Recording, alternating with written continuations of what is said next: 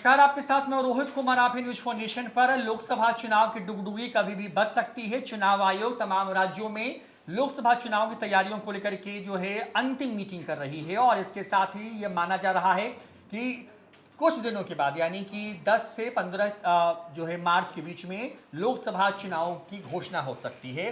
तमाम पार्टियां अपने अपने हिसाब से तैयारियां कर रही हैं। बिहार जो है लोकसभा चुनाव के लिहाज से बेहद खास है। 40 सीटें हैं यहाँ पर। पिछली बार की लोकसभा चुनाव में ऐतिहासिक तौर पर एनडीए ने यहाँ से 39 सीटें जीती थी और एक सीट कांग्रेस के खाते में गई थी। तो तेजस्वी यादव की आरजेडी के पास 0 सीट बिहार से उनको मिला था। ये तमाम चीजें चल रही हैं। ऐसे में हम बात करेंगे बिहार के उस लोकसभा सीट की आज, जिसको कहा जाता है कि वो लोकतंत्र की जननी वाली जगह है, यानी कि वैशाली।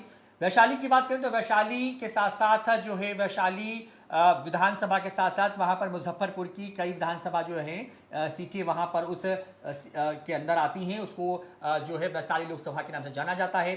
पिछले 2 चुनाव में यानी कि साल 2014 और उसके बाद साल 2019 के चुनाव में ये सीट जो है आरजेडी के खाते से शिफ्ट होकर के लोजपा के खाते में चली गई। लेकिन इस बार यहां से कौन दावेदार हो सकता है, किसको मौका मिल सकता है, इन तमाम चीज़ों पे बात करने के लिए हमारे साथ हमारे सहयोगी देवांशु हैं। देवांशु, क्योंकि वैशाली जो है बेहद खास है। कहा जाता है कि एक ज़माने में लंबे वक्त तक जो है आरजेडी का गढ़ रहा है। रघुवंश बाबू वहाँ से आए, केंद्र की यूपीए सरकार में बड़े पावरफुल मंत्रियों में से एक रहे।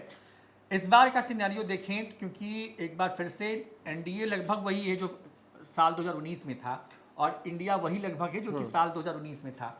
किसको आप देख रहे हैं कि वहाँ पे कौन कौन चुनावी मैदान में उतर सकता है और किसको वहाँ पे लग रहा है कि अगर वो उतरेगा तो उसकी जीत लगभग पक्की मानी जा रही है? देखिए, पहला सिनेरियो तो ये है कि वह महागठबंधन की तरफ से जो है वो सीट किसको जाती है और एनडीए की तरफ से सीट किसको जाती है। जो अभी से लग रहा है, जो आज की तारीख से लग रहा है कि वो सीट आरजेडी को ही जाएगी और एनडीए के खेमे की तरफ से लग रहा है कि वो सीट जो है वो चिराग पासवान की पार्टी को ही जाएगी। तो अब सवाल यह है कि आरजेडी की तरफ से कौन उम्मीदवार होगा और चिराग पासवान की पार्टी की तरफ से कौन उम्मीदवार होने जा रहा है। इस वीडियो में बेसिकली हम इसी पर चर्चा करेंगे, विस्तार करेंगे और आगे अन्य वीडियो और भी बनाएंगे अलग अलग लोकसभा क्षेत्रों पर और उस पर भी विस्तार से चर्चा करेंगे।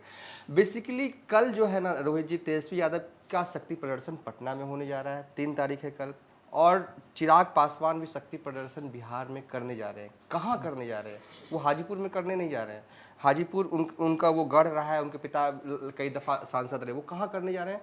तो वो वैशाली में शक्ति प्रदर्शन करना जा रहे हैं। आगामी 10 मार्च को नाम दिया उन्होंने जन आशीर्वाद महासभा। पार्टी के नेता करीब 1 महीना पहले से ही लगे हुए हैं। आपको याद होगा कई कार्यक्रम जो है वो चिराग पासवान के रद्द हो चुके हैं।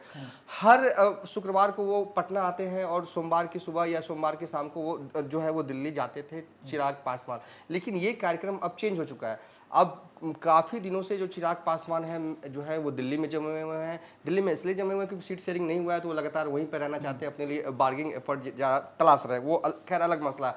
लेकिन चिराग पासवान, मैं ये कहना चाहता हूँ कि काफ़ी दिनों से बिहार में कोई भी रैली जनसभा छोटे छोटे जो उनके होते रहते थे, कोई भी कार्यक्रम अभी लग नहीं रहा है। अब डायरेक्ट प्रोग्राम जो है वो 10 मार्च को होगा। शक्ति प्रदर्शन चिराग पासवान करेंगे और वो भी विजुअल्स के माध्यम से दिखाना चाहेंगे कि जो भीड़ आप लोग देख रहे हैं ना कि तेजस्वी की यादव में भीड़ है। बाबा रामदेव जी भी एक बार कल उन्होंने तारीफ किया तेजस्वी की, कहा है कि तेजस्वी की रैलियों में भीड़ तो दिख रही है। बाबा रामदेव तक ये मैसेज है तेजस्वी की भीड़ को लेकर। तो अब चिराग चाहेंगे कि वो मैसेज उनके लिए भी निकले। कहाँ से निकले? वैशाली से निकले। यानी कि वैशाली चिराग पासवान की पार्टी के लिए महत्वपूर्ण सीट जो है।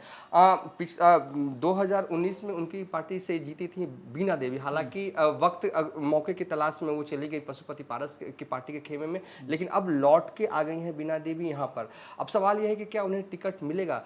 तो पार्टी के सूत्र बता रहे हैं रोहित जी की शायद चिराग पासवान जो है उनको टिकट ना दें और किसी नए युवा चेहरे पर को वो जो है वो वहाँ से चुनाव लड़ा है। तो सवाल ये कौन होगा युवा चेहरा? तो वैशाली उनकी पार्टी के वैशाली मुजफ्फरपुर जिला के प्रभारी हैं संजय सिंह। उनका नाम खूब इन दिनों उछल इसलिए रहा है क्योंकि खूब मेहनत कर रहे हैं। करीब 4-5 महीनों से डेली मतलब कि जाके मतलब कि वैशाली लोकसभा क्षेत्र में मतलब लगातार कैंपेन करना, हर दिन कैंपेन करना। और जब नया साल आया था तो कई अखबारों ने उनकी खबर को प्रकाशित किया था कि चिराग पासवान का कैलेंडर बांट रहे हैं। मतलब इस तरीके से कैलेंडर बांट रहे हैं, मतलब गाड़ियां भर भर के पटना से कैलेंडर जा रहा है और वैशाली लोकसभा क्षेत्र में बंट रहा है। कैलेंडर में क्या होता है? तो एक चिराग की तस्वीर होती है, 12 महीनों का वो नंबर होता है और उनके विजन के बारे में कुछ कुछ इंपॉर्टेंट पॉइंट्स लिखे होते हैं। तो कैलेंडर उन्होंने इतना बांटा कि वो सुर्खियां पर आगे कई अखबारों में वो उनका जो है वो कैलेंडर वाली पॉलिटिक्स जो है वो छप है।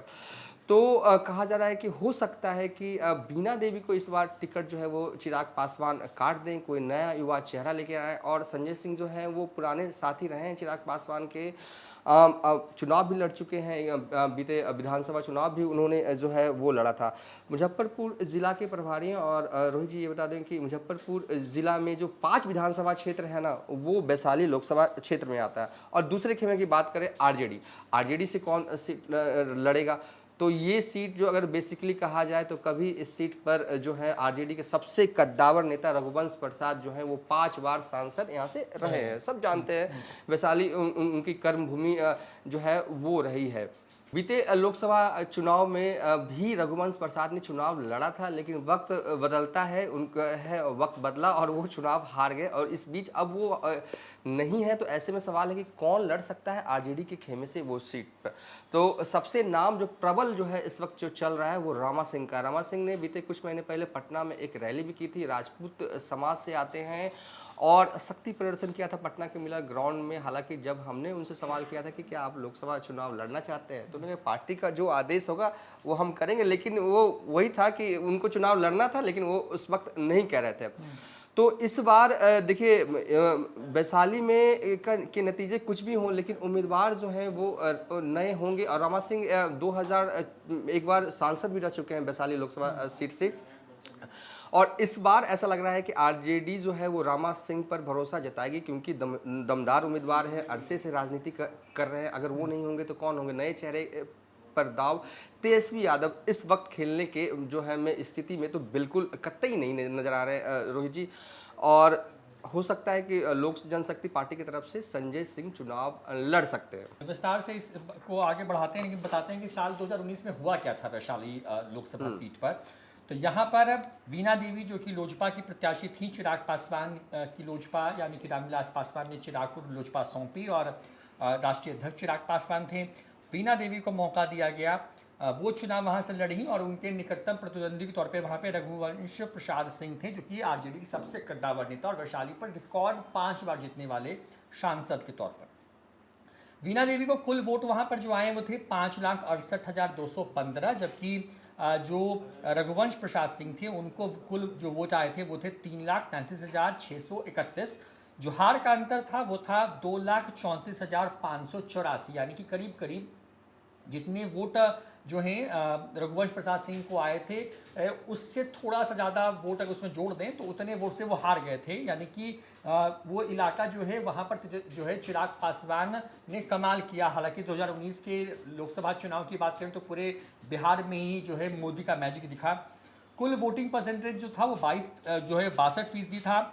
पुरुष मतदाता अगर वैशाली लोकसभा की बात करें तो वहाँ पर 9,32,416 हैं, जबकि जो महिला वोटर्स हैं वहाँ पर 8,03,519 हैं। और कुल जो है इसको जोड़ दें तो 17,35,983 लोग हैं। ये बात हो गई 2019 की।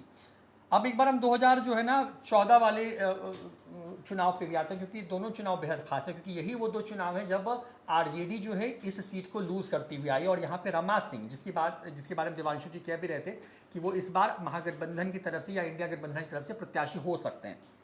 अब देखिए वो भी चुनाव लड़े लोजपा से, उनको कुल वोट आए जो है 3,54,050। रघुवंश प्रसाद सिंह को उन्होंने भी हराया, वो आरजेडी से थे, उनको कुल वोट आए थे 2,06,183। और हार का जो अंतर था 1 लाख से कम वोटों का था, वो 99,267 वोटों का था। और वोट जो कुल जो वोटिंग हुई थी वहाँ पर वो थी 59.12% उस वक्त। और जो है वहाँ पे 15.5 लाख वोटर्स थे, जो कि बढ़कर के 19 में ये 17.5 लाख के आसपास में हो जाते हैं। और अभी क्योंकि जो नई टैली आएगी तो उसमें ये करीब 20 लाख मतदाता वहाँ पर वैशाली में होंगे।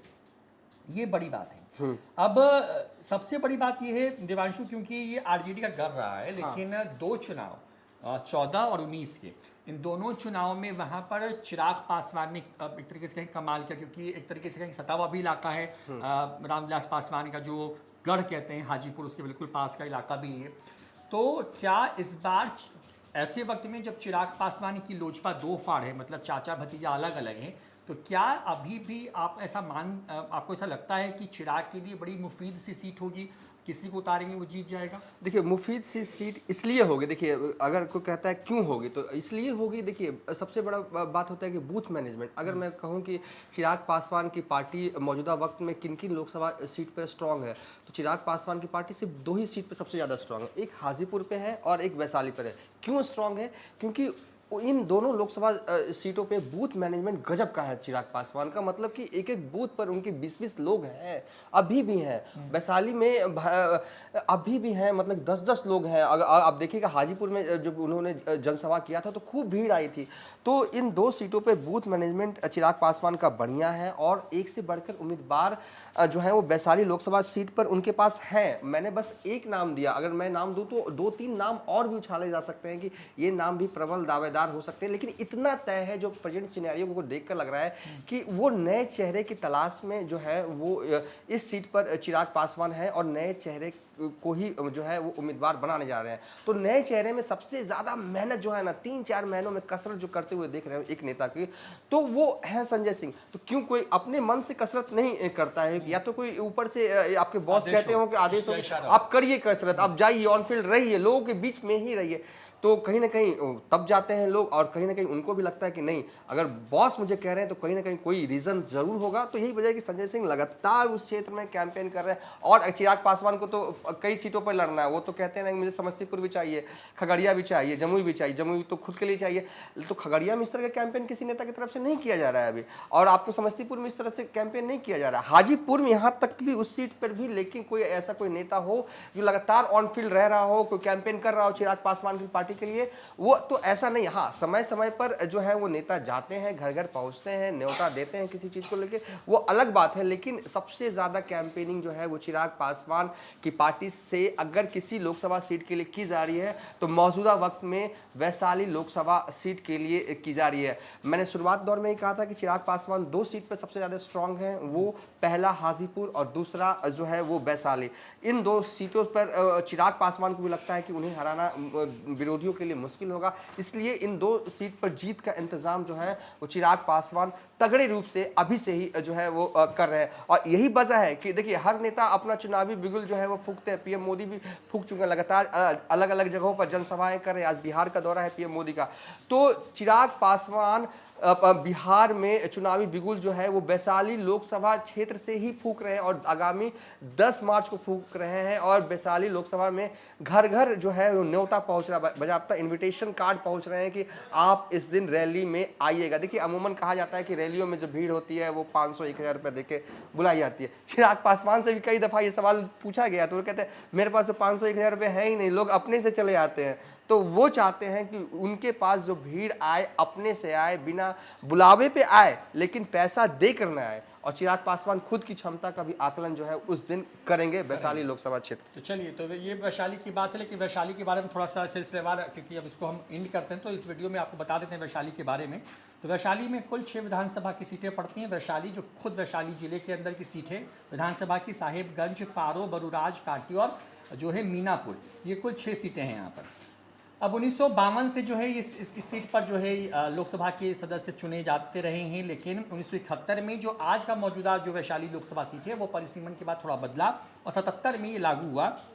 उसके बाद दिग्विजय नारायण सिंह वहाँ से बने। फिर अगर हम हाल के वक्तों में आए तो 1994 में जब है लालू की बिहार में लहर थी, सरकार थी, उस वक्त में समता पार्टी की सीट से जो है उपचुनाव यहाँ पर हुए और यहाँ से लवली आनंद जीत करके आई, जो कि सक्रिय तौर पर है। तो लवली आनंद भी एक चेहरा हो सकती हैं अगर, लेकिन जिस तरीके से उनके बेटे यानी कि चितन आनंद ने जिस तरीके से तेजस्वी का साथ छोड़ा है, तो अब बहुत सारी संभावनाएं इंडिया गठबंधन के साथ तो नहीं है, लेकिन हाँ लवली आनंद को भी आप इग्नोर नहीं कर सकते हैं उस सीट को लेकर। इग्नोर नहीं, यहाँ रोकना चाहेंगे, इग्नोर नहीं कर सकते, लेकिन मौजूदा सिनेरियो में लवली आनंद जो है वो अभी भी टेक्निकली आरजेडी में है। हाँ, मैं वही कह रहा हूँ हाँ। कि मतलब कि आप उसको इग्नोर इसलिए नहीं कर सकते कि मतलब एक नाम ये भी हो सकता हाँ। है। उसके बाद देखिए रघुवंश प्रसाद सिंह, जो कि सबसे कद्दावर नेताओं में से आरजेडी के नंबर 2 की हैसियत रखते थे लालू यादव के बाद, आप ये मान के चलिए।